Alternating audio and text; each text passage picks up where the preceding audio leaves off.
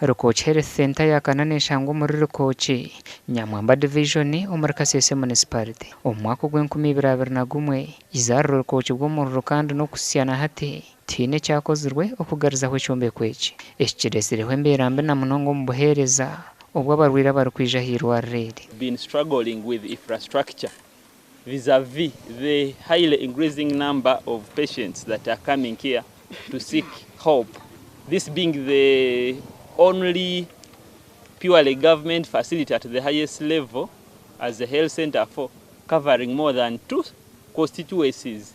So the patient numbers are high and we are compromising their care because we don't have enough infrastructure. Okurugerera abeebembezi b'irwarreri omubaro gw'abarwire gweyongire kandi ubwa hati nibo baragurira hansi y'emiti. We are admitting over 400 people in an infrastructure of 16 beds, over 400, and the others are sleeping on the floors under trees. OPD, we are receiving over 200 on a daily basis, people coming to us for daily service. Wembereji abarutarekera be Kasese batebekaniso kwirukana ekigenderwa cyo kurundana miliyoni igana shanju okombe kizarro eriyayo kibomoro. We call upon you, heed our cry. We need to get this done. We need the maternity ward constructed.